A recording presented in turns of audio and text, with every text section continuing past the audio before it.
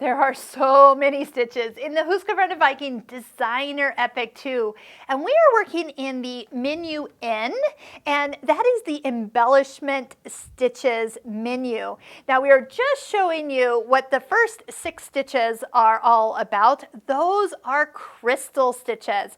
So you can do a little hot fix crystal inside any of those little circled areas. They're amazing. How perfect is that?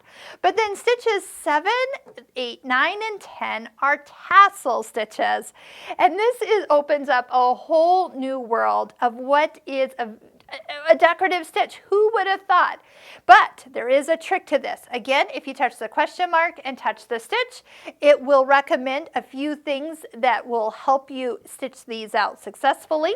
But I'm going to stitch one out. I've actually changed my thread and my needle to be a little bit different color than my bobbin thread, because we need to flip this over and trim them for them to actually turn out. So let me just sew a couple rows or a couple stitches. We'll start off with the stitch number 7. They're very long stitches, so they're very heavy, so make sure you do have foot B on when it is stitching out.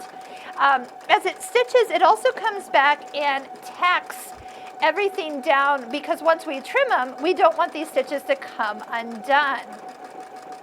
So here's what we're talking about. This is one of the blocks from our Stitching Cosmos online course, where I actually used this particular technique or these stitches and then flipped them up. So they're kind of like an actual 3D stitch when it's all said and done. So this is how it works. You flip it over and then you're going to trim along the bobbin area. And depending on how you trim them will depend on how those tassels fluff up. But I just love, and I actually love how those variegated threads really show with this stitch. So I hope you'll give it a try. Try out all 4 of those tassel stitches and see which one is your favorite.